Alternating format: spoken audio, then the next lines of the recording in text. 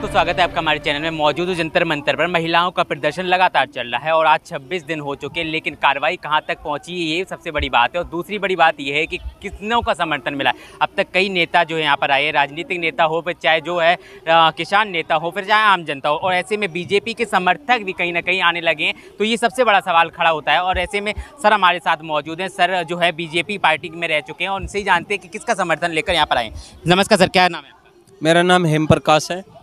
Sir आपसे जानना चाहूँगा कि आप बीजेपी में रह चुके हैं, क्या कैसा लगता है आपको? धरना को किस दृष्टि से देखते हैं आप? देखिए, मैं ये सोचता हूँ कि अभी तक जो यहाँ पर चल रहा है जिस तरीके से, क्योंकि मैं खुद 10 साल रेसलर रहा हूँ, मैंने रेसलिंग करी है। एक रेसलर को इस देश के अंदर बहुत ज़्यादा सुविधाएं तो मिलती नहीं आगे बढ़ने के लिए, लेकिन फिर भी ये पहलवान पूरी दुनिया के अंदर भारत का गौरव बढ़ा के आए। देश को ये वो अनमोल रतन है जिनके लिए हम मरते हैं, है ना, ओलंपिक गोल्ड मेडलिस्ट। और आज वो धरने पर बैठे तो कहीं ना कहीं देखिए कुछ तो दाल में काला है। और जिस तरीके से आज भारतीय जनता पार्टी सरकार, पूरी सरकार ब्रजभूषण को बचाने में लगी हुई है, ये अपने आप में एक हैरत डालता है। क्यों एक तरफ तो योगी जी बोलते हैं, अमित शाह जी बोलते हैं कि हम लोग माफियाओं के खिलाफ है, अपराधियों के खिलाफ है, और 2 मिनट के अंदर यूपी में तो खासकर बुलडोजर अपराधियों के घर के बाहर जाके खड़ा हो जाता है मात्र FIR दर्ज होने पर। लेकिन मैं ये जानना चाहता हूँ सरकार से कि बुलडोजर अभी तक ब्रजभूषण के घर पर क्यों नहीं गया? जब क्या चाहते हैं, बुलडोजर चल जाए? बिल्कुल सर, अपराधी जिस पे FIR हुई है बुलडोजर चलना चाहिए उसके घर पे। और वो लखीमपुर में अजय राज उर्फ गृह मंत्री है, गृह राज्य मंत्री है, उनके घर पे भी बुलडोजर जाना चाहिए। अभी तक नहीं गया। उनके लड़के ने किसानों पे गाड़ी चढ़ा दी थी, वो तो जेल भी काट के आए हुए हैं, जमानत पे बाहर है। तो ये अपराधियों को शरण है या माफियाओं के खिलाफ मामला चल रहा है? आप तो बीजेपी में रह चुके, बीजेपी की बुराई कर रहे हैं। मैं बुराई नहीं कर रहा सर, अपनों को जगाना चाहिए, सच्चाई दिखाना चाहिए, आईना दिखाना चाहिए। मैं देशभक्त हूँ, मेरे लिए देश सर्वोपरि है, समाज सर्वोपरि है, मुझे भी इस समाज में रहना है। बीजेपी वालों के लिए समाज सर्वोपरि नहीं, देशभक्त नहीं है क्या वो? तो सर आज कितने दिन हो गए इनको? 23 दिन हो गए। कहाँ है स्मृति ईरानी जी? वो ढोंगी बाबा है, बाबा बागेश्वर धाम। ढोंगी बोल रहे हैं बाबा को? हाँ ढोंगी है। लोग भगवान मानते हैं उनको, गाड़ियों में जो है तस्वीर लगाकर पूजा करते हैं। मूर्ख लोग है वो जो उसको भगवान मान रहे हैं। भगवान एक ही है, ईश्वर एक ही है, जिसने सृष्टि रचाई वो हम सब के अंदर वास करता है। ये भगवान है। भगवान तो देखिए, मेरी बात सुनिए कि सेवा, जो लोग सेवा, असली साधु संतों तक तो ये लोग जा नहीं रहे। जो असली साधु संत वो तो पहाड़ों में बैठे हुए हैं, वो तो दुनिया के लिए दुआ मांगते हैं, वो समाज को बांटने की बात थोड़ी करते हैं। मैं भी हिंदू हूँ, हिंदू संगठनों से जुड़ा हुआ हूँ, मैं भी हिंदुत्व की आवाज़ उठाता हूँ, लेकिन हिंदुत्व का मतलब समाज बांटना नहीं है। हिंदुत्व का मतलब ये नहीं है कि हम समाज को बांट के खड़ा कर। हिंदू राष्ट्र तो ये ऑलरेडी पहले से है, पहले से हिंदू राष्ट्र है। वो इसको हिंदू राष्ट्र बनाने की बात कर रहे हैं, ये ऑलरेडी हिंदू राष्ट्र है। क्योंकि हिंदू का मतलब ये है कि हिंदू दूसरों के काम आता है, सेवा करता है, हिंदू समाज नहीं बांटता। आज जैसे बाबा बागेश्वर धाम को मैं इसलिए ढोंगी बोल रहा हूँ, वो भूत प्रेत विद्या फैला रहे, संसार में अंधविश्वास फैला रहे। अंधविश्वास फैलाने का मतलब क्या है? अंधविश्वास फैलाने तो कानूनन अपराध है, इस पे मुकदमा दर्ज होना चाहिए, लेकिन ऐसा तो नहीं हो रहा। उल्टा मनोज तिवारी जी दिल्ली के सांसद है, वो बाबा बागेश्वर की जाके कार चला रहे हैं, गाड़ी चला रहे हैं। ये क्या मतलब है? तो गलत क्या है? गलत क्यों नहीं है? सांसद वहाँ जा रहा है, दिल्ली का सांसद बिहार जा रहा है उनकी कार चलाने के लिए, उनकी गुलामी कर रहा है, चापलूसी कर रहा है। क्या वो क्या है? मतलब बाबा बागेश्वर धाम जनता से ज़्यादा जरूरी है? आप सांसद, आपके पास इतना समय है कि आप अपना क्षेत्र छोड़ के वहाँ जा रहे हैं? यहाँ न्याय मनोज तिवारी जी 1 किलोमीटर दूर रहते हैं, दर्द नहीं होता? ये हमारे देश के नहीं है। जब ये खिलाड़ी मेडल जीत के लाते हैं तो हर आदमी ताली बजाता है, चाहे वो ये नहीं देखता कि मैं बीजेपी का हूँ, मैं कांग्रेस का हूँ। आज सचिन तेंदुलकर जब शतक मारता है तो हर पार्टी वाले को अच्छा लगता है, सब ताली बजाते हैं। लेकिन अपील की है महिला पहलवानों ने, बीजेपी जो महिला कार्यकर्ता है उनसे अपील की है कि वो भी समर्थन में है, क्या लगता है आएंगी? सर देखिए, मैं अकेला नहीं हूँ ऐसा। वीरेंद्र चौधरी जी है ना, बीजेपी के सीनियर लीडरों में नाम है उनका, कद्दावर नेताओं में, वो खुद आए थे समर्थन में। सत्यपाल मलिक जी आ चुके हैं और सैकड़ों कार्यकर्ता मेरे जैसे आ रहे हैं। देखिए जिस तरीके से आज देश के अंदर माहौल है, ठीक है ना, किसानों को आंदोलनजीवी बोला गया, किसानों को वो बोला गया, क्या बोलते हैं उसको, आतंकवादी, खालिस्तानी, ठीक है। बाद में उन्हीं से माफ़ी क्यों मांगी देश के प्रधानमंत्री ने? क्यों माफ़ी मांग के उनकी मांगों को माना? आप बताइए कमी किस में है? फिर दृश्य दोबारा शायद यही होने वाला है। जनता के साथ थे ना, वो जनता का साथ देना था, दिखा दिया साथ। फिर उनको आंदोलन जीवी क्यों बोला जा रहा था? उनको उन पे लाठी चार्ज क्यों किए जा रहे थे? उनको भगाया क्यों जा रहा था? उनको गाली विपक्ष राजनीतिक मंच बना रही थी ना उसको तो। देखिए अब यहाँ पे मान लीजिए कोई दूसरी पार्टी वाला आ जाता है इनके मंच पे, क्या वो दूसरी पार्टी वाला इस देश का नागरिक नहीं है? जब ये खिलाड़ी मेडल जीत के ला रहे थे तो क्या वो ताली नहीं बजा रहा था? उसको खुशी नहीं हो रही थी? आज इनको दर्द होगा तो क्या उसको दर्द नहीं होगा?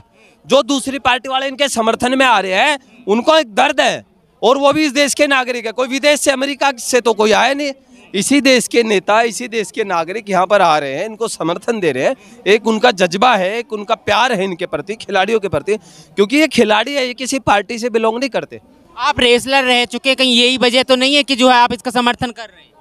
देखिए जाहिर सी बात है, एक रेसलर तो रेसलर का दुख जानेगा, लेकिन क्योंकि मैं इस देश का नागरिक भी तो हूँ, मैं सामाजिक भी तो हूँ, मैं सामाजिक संस्थाओं से भी जुड़ा हुआ हूँ।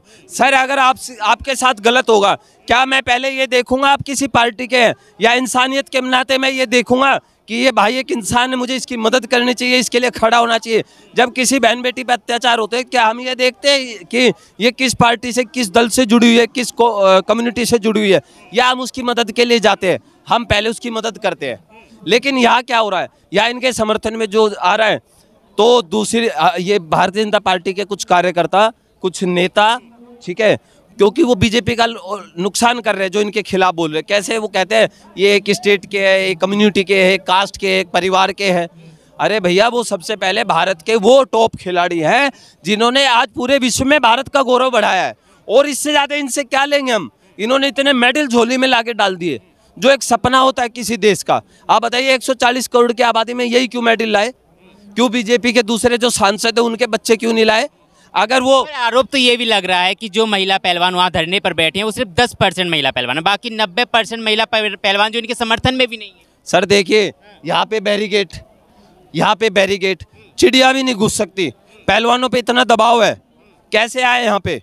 अब अभी देखा ना, जब ये यहाँ शुरू में बैठे थे इनके साथ मारपीट। वही लोग कह रहे हैं कि बेगुनाह है ब्रजभूषण।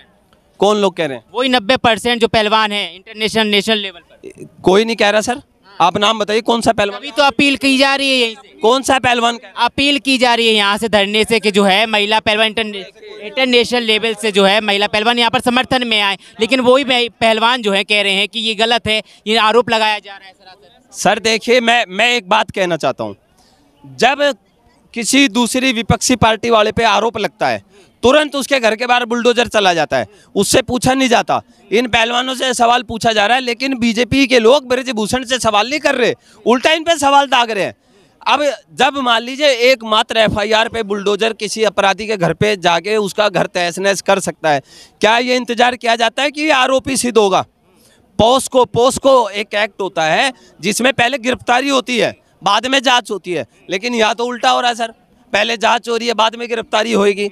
तो इस जांच पे भी कैसा भरोसा कर लेंगे? क्योंकि जितने दिन वो सीट पे रहे, क्या उन्होंने जांच को प्रभावित नहीं किया होगा?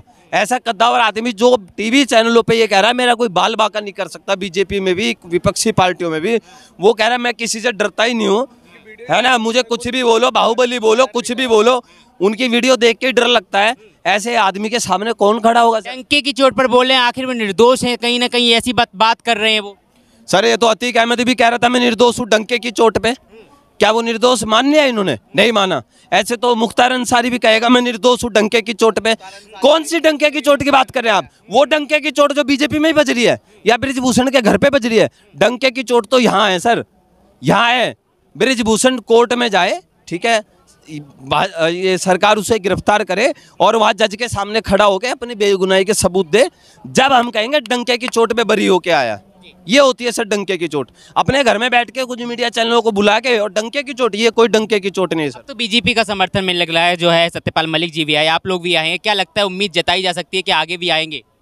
निश्चित रूप से आ रहे हैं सर, लगातार और आगे आ रहे हैं, ठीक है ना, लगातार। क्योंकि देखिए ये खिलाड़ी है। सबसे पहली सरकार से गलती क्या हुई है सर? सरकार से सबसे पहली गलती हुई, एक खिलाड़ी के साथ बहुत बड़ा जन समूह होता है, भावनाएं जुड़ी होती है। जिस समय एक खिलाड़ी धरने पर बैठे थे, अनुराग ठाकुर जी है ना, राष्ट्रीय नेता है, मंत्री है, खेल मंत्री, उन्होंने इनको आश्वासन दिए। अभी कल एक महिला पहलवान बता रही थी अनुराग ठाकुर जी ने उनके फ़ोन ही उठाने छोड़ दिए। अब मैं ये पूछना चाहता हूँ, एक बात बताइए, जब इंटरनेशनल खिलाड़ियों के, गोल्ड मेडलिस्टों के आप फ़ोन तक नहीं उठाएंगे। सर एक सीधा सा सवाल है, आप महिला की सुरक्षा की गारंटी कौन देगा? जब ऐसी महिलाओं के ऊपर आरोप लग रहे हैं, वो बेचारी बैठी है, न्याय मांग रही है, और उनसे बृजभूषण से सवाल जवाब करने की बजाय इनसे सवाल जवाब करे जा रहे हैं लगातार। इनके अंदर खोट ढूंढने का प्रयास किया जा रहा है। लेकिन आप बताइए सर कि कभी सरकार के किसी नुमाइंदे ने हिम्मत दिखाई खड़े होकर? सत्यपाल मलिक, मैं हिम्मत की दाद देता हूँ, उस आदमी ने अपनी सरकार की कमियां गिनाई। आज कुछ लोग पहले सत्यपाल मलिक के भी साथ थे भाजपा के, अब जैसे ही सत्यपाल मलिक मीडिया में खुल के बोलने लगे, सर धीरे धीरे आप देखिएगा कि सब जो बीजेपी के समर्थक में है, अगर ऐसी ही सरकार चलती रही, यही हाल रहा, तो धीरे धीरे सरकार अपना जन समर्थन खो देगी। बहुत बहुत धन्यवाद हमसे बात करने के लिए। सर ने कहा है कि जो है बीजेपी के समर्थन कहीं ना कहीं आने लगा है, तो उसमें एक चिंगारी उठी है, वो चिंगारी जो है संसद तक पहुंचने वाली है। इसी को लेकर आपकी क्या राय है? अपनी कमेंट बॉक्स में राय जरूर बताएं। धन्यवाद।